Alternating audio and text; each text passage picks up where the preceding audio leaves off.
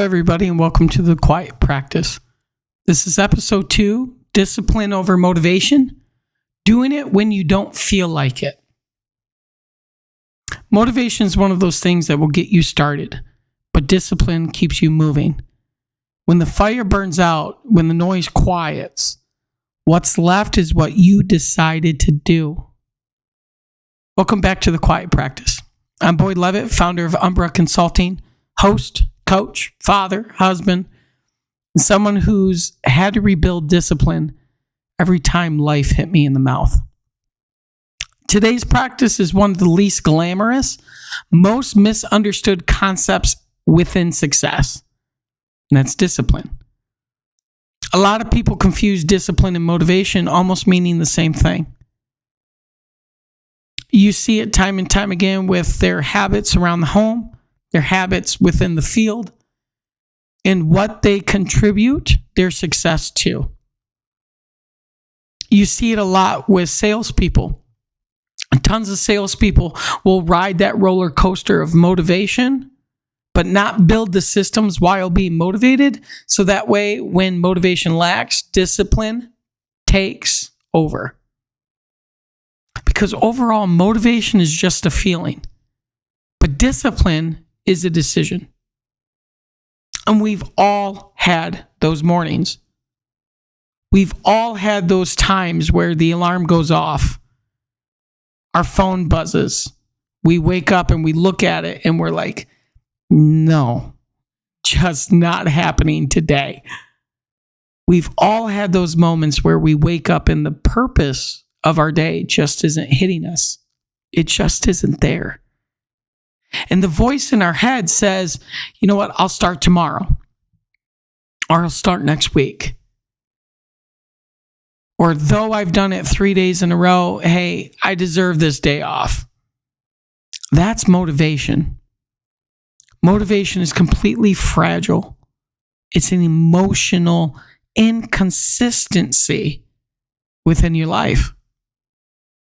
Discipline is taking motivation and making it matter.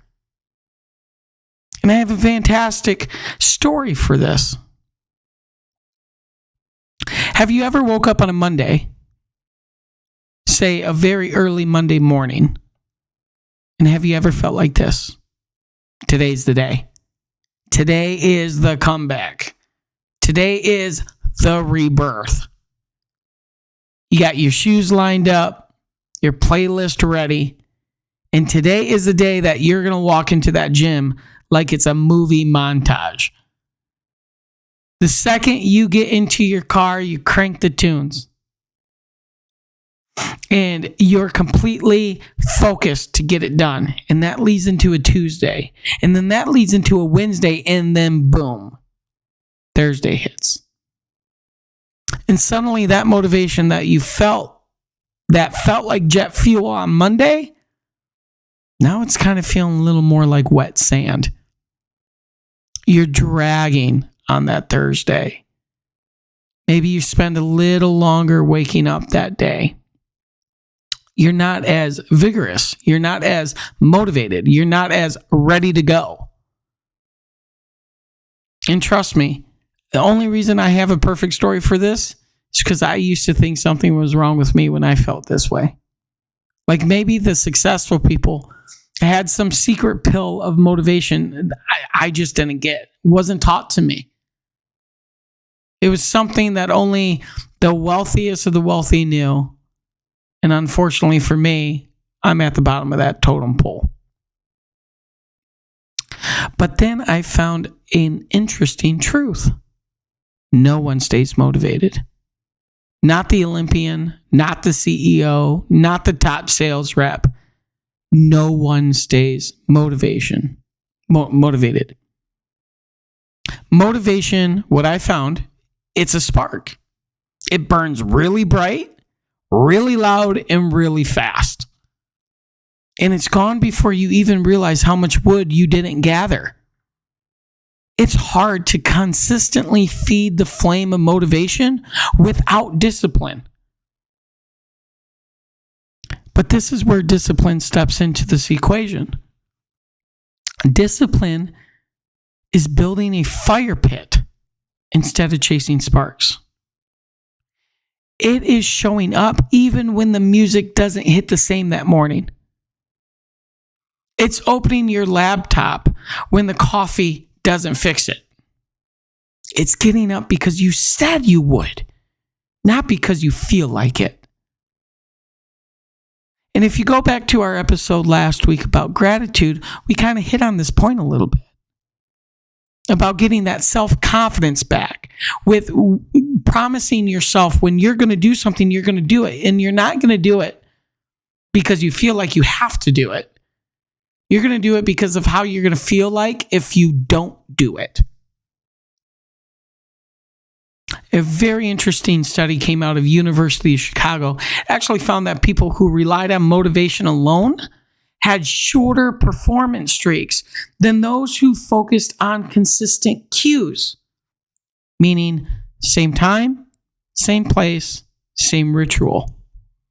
That's not a mindset hack. That's just neuroscience. So when motivation fades, and trust me, it will, stop trying to find more spark. Start stacking more habits.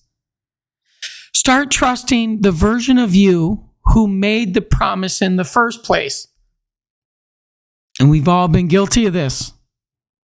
We all start January 1st with goals and mindset and ambition.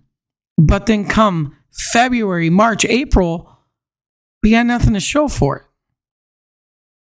And the secret is you need to utilize that motivation to get you started, to form the habits that discipline will give you that keeps you from quitting. I had a top performing sales rep. She started missing her goals. She started losing momentum. First thing she did, Boyd, I'm tired. Boyd, the leads aren't the same. Boyd, I can't get anybody approved for financing. Boyd, I don't know what to do. Boyd, this is out of my control. But when we tracked her habits, her process, it was her passion that had disappeared. She was chasing the feelings, the dopamine releases, as opposed to embracing the structure. When we tracked her habits, we saw that it was her process, not her passion, that had disappeared. She still had the same passion. She was still showing up very motivated to get things done, but she also felt a little benign in her process throughout the whole day. So when we found this out, when we dissected this, we fixed it. We started building that structure to feed her passion as opposed to her passion feeding that structure. Within 30 days of rebuilding a consistent morning routine, same place, same time. When we started doing this, her performance returned. Not because she felt better, but because she kept showing up anyway. Motivation is like caffeine. It's going to spike you. But discipline is like the muscle. It's going to build you. And people think discipline means you have to be rigid in it. It doesn't. It simply just means structure with purpose. People think that if you're disciplined, you must live like a monk. Everything has to be color coordinated. You have to have a perfect diet. Your calendar has to consistently be the same. 4 a.m. workouts, journaling under moonlight while whispering affirmations to your own reflection. Guys, that's not discipline. That is cosplay. What I'm talking about is real discipline. Because discipline isn't about control. It's about clarity. Again, it's structure with purpose. It's creating enough order in your life so the right kind of chaos can actually grow. Most people try to resist discipline because they think it means giving up freedom. But in reality, discipline creates it. It gives you the freedom to think clearly, the freedom to be present, the freedom to do your best work without everything around you falling apart. Has anyone ever seen someone brag about winging it every day? We all have that coworker. We all have that person in our life who's like, things work out anyway. I'm going to wing it. That makes me brave. That does not make you brave. Most of the time, those people are just improvising through chaos they built themselves. If your life feels like a consistent fire drill, it's probably not that you lack motivation. You just lack a system that gives your motivation a home. And here's the funny thing. I too used to think discipline was for other people. Like I said before, the military guys, the gym influencers, productivity wizards who say things like, I don't check my phone until noon. I have to fight myself not to be checking my phone during this recording, let alone not checking until noon. Meanwhile, I was over here building businesses, coaching teams, and pretending that chaos was just my personality trait. But chaos isn't cool when it's costing you peace. It becomes exhausting. And then I realized something about myself too. I was making discipline look like punishment, as opposed to making it look like permission. I needed discipline to give me permission to rest without guilt. Permission to say no without having to over-explain why.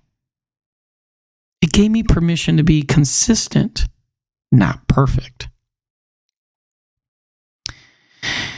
And as I felt this way, I needed some sort of backing to this. I'm that kind of person, that kind of logical thinker that is like, okay, I need to understand what I'm missing out by not being so disciplined. And it brought me to a study that predicts high school kids' success better than their IQ average. So there were these two researchers who followed middle school and high school students to see what predicted long-term success. Was it their IQ? Was it their talent? Or was it their self-discipline? And the finding of these, as you guys probably have put together, was self-discipline.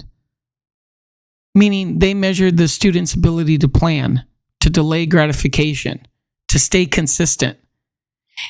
What they found was if they could master those three things and stay consistent with them, it was an indicator twice as strong as academic performance as IQ. It was twice as strong as a predictor of academic performance as IQ. Meaning the smartest person don't need to always be the one that wins. It's the most organized person. It's the person that's willing to delay their gratification and stay consistent to the process. So my takeaway to this, intelligence determines potential, but discipline determines direction. Another study, one about being automatic within your discipline. They tracked 96 people trying to form new habits, like exercising, eating healthier. And they tracked these people for 12 weeks. It took an average of 66 days for behaviors to become automatic. Discipline, they found, isn't about perfection. It's about repetition through imperfection. The goal isn't to feel motivated every day, guys. It's to show up long enough that you no longer need motivation at all. It reminds me a lot of the marshmallow test about self-control and future focus. If you guys don't know about this test, it's super interesting. What they did was they offered children a choice. You can have one marshmallow now or two if you waited only 15 minutes. Years later, the researchers followed up with those individuals. The children who chose delayed gratification ended up having higher SAT scores, lower overall stress, and better emotional regulation as adults compared to those who chose the marshmallow now. There's benefits to consistency, guys. And discipline is the bridge from motivation to discipline and discipline to consistency.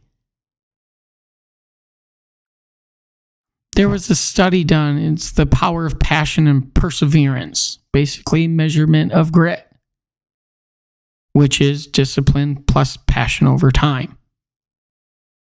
It showed those who stay consistent through boredom and setbacks outperform even the most talented of their peers.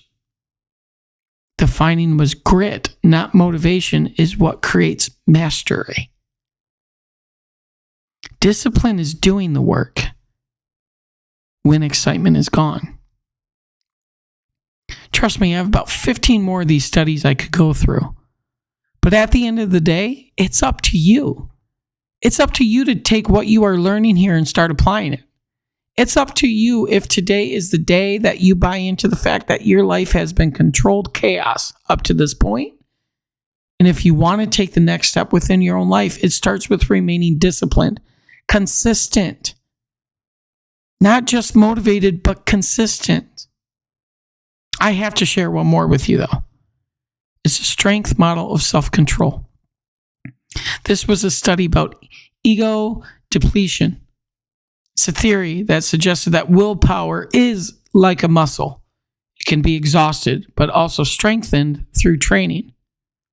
What they found were people who practiced small daily disciplines, like posture correction, limiting swearing, they actually improved their overall self-control in unrelated areas.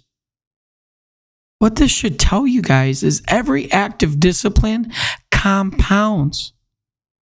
You don't need huge wins. You just need to remain consistent in your reps. And it reminds me of something Marcus Aurelius wrote. Waste no time arguing about what a good man should be. Just be one. Discipline isn't punishment. It's alignment. It's deciding once you don't have to decide 1,000 times later.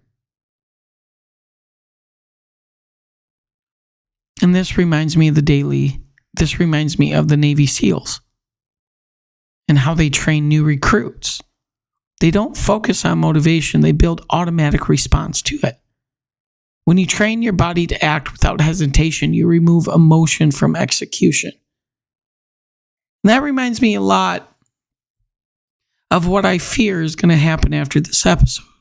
You're going to listen to it. You're going to try it for a couple days. But you're going to ride that motivational roller coaster. One day, it's just not going to hit you the same. It's going to be your Thursday. And you're going to realize that, my goodness, I'm not building systems around what I'm learning. Discipline isn't about how early you wake up. It's not about who's in charge. But it's about you being in charge of when you do something. I want you to think about something in your life right now you're waiting to feel ready for. Is it a business? Is it a hard conversation? I want you to think about something in your life right now you're waiting to feel ready for. And what if readiness isn't emotional? What if it's a habit?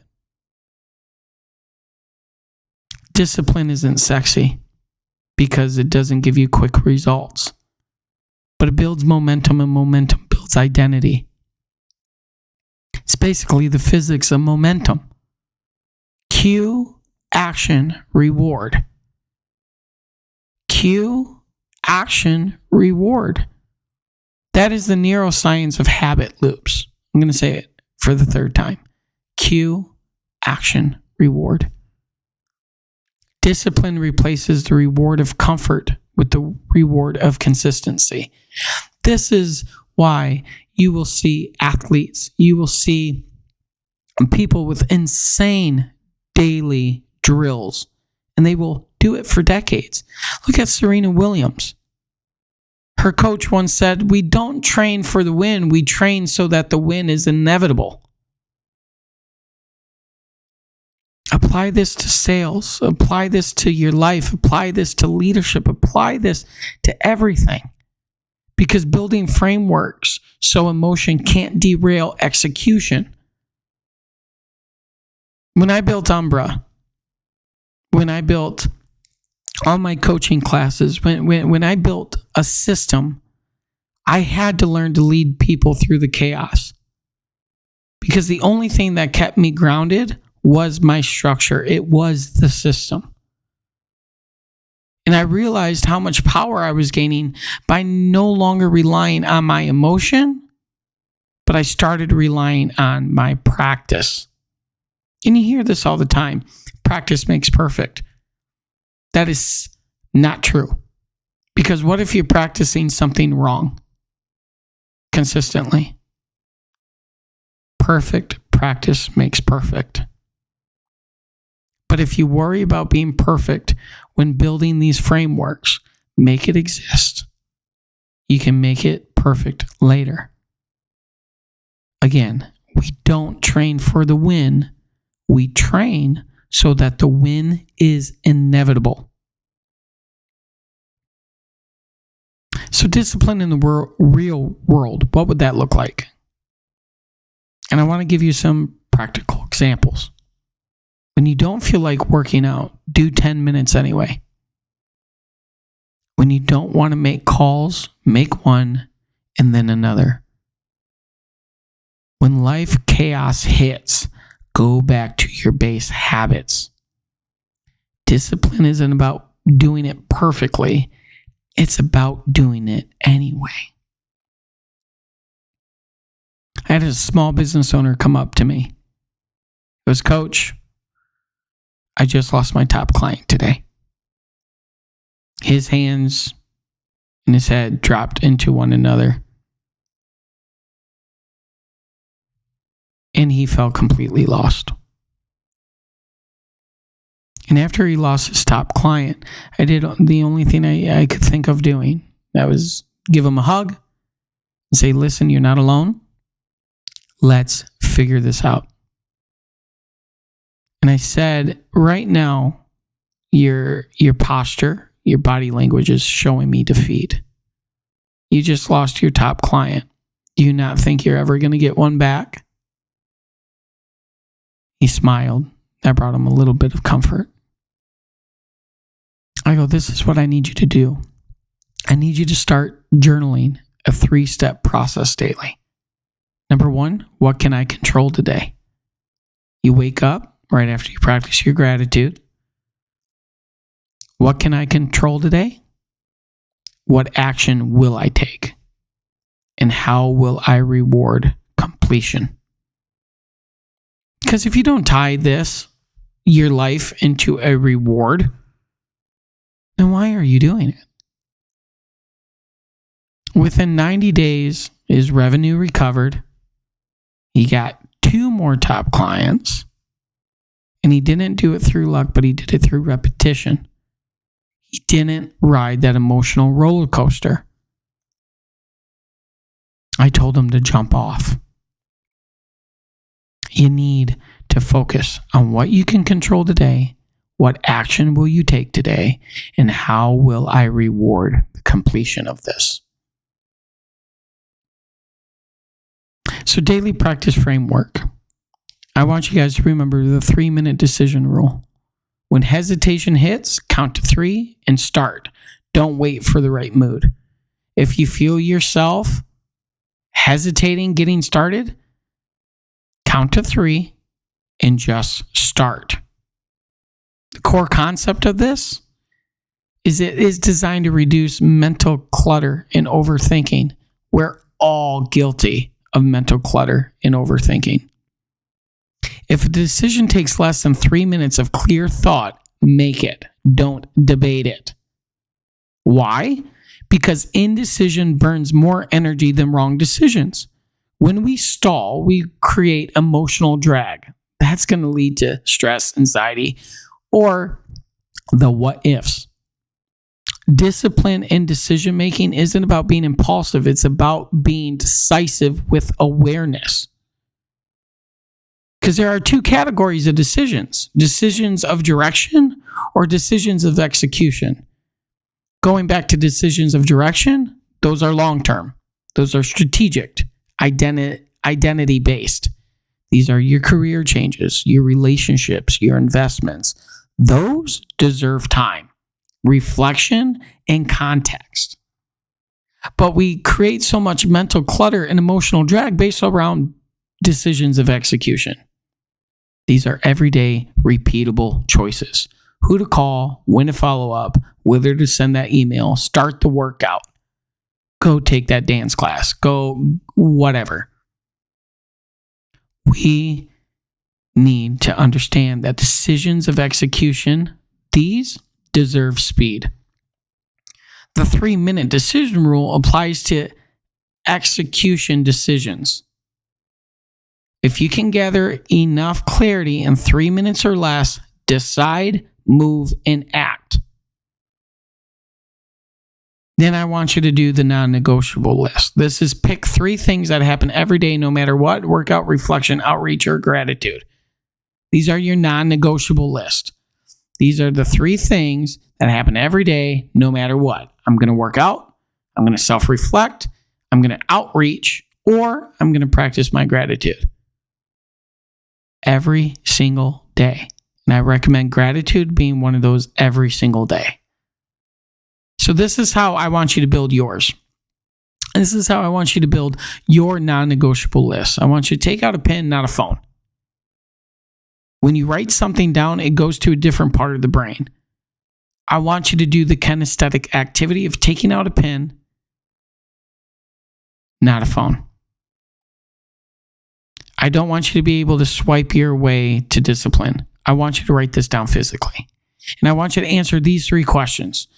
What do I need to do daily to feel aligned? What do I refuse to compromise no matter how I feel? What behaviors define me at my best? And from those 3 questions, I want you to build a list of 5 to 10 items. Those 3 questions were: what do I need to do daily to feel aligned? What do I refuse to compromise no matter how I feel? And what behaviors define me at my best?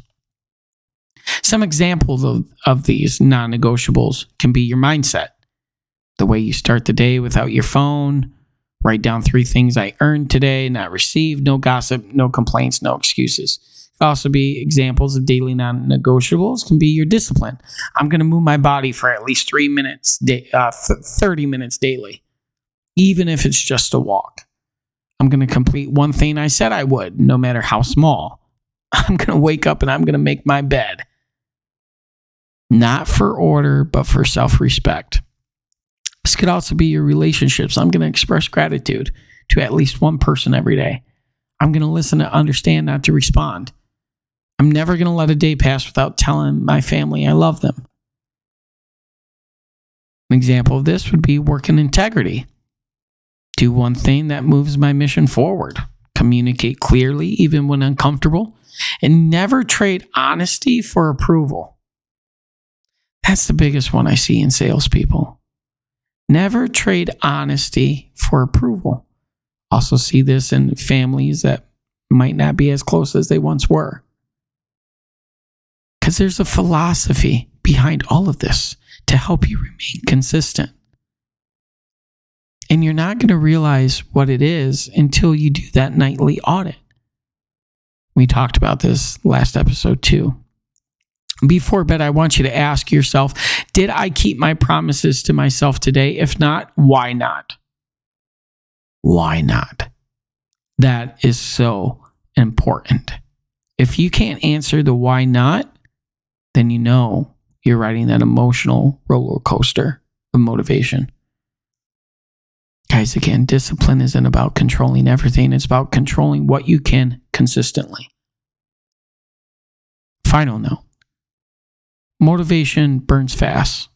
Discipline burns slow. One lights the fire, the other keeps it alive. This week, I don't want you to chase energy. I want you to build momentum. Even when it's quiet, especially when it's quiet. I'm Boyd Levitt. This was the Quiet Practice. Next week, we're going to cover Control What You Can, a deep dive into ownership, ego, and how to find peace inside the chaos. Until next week.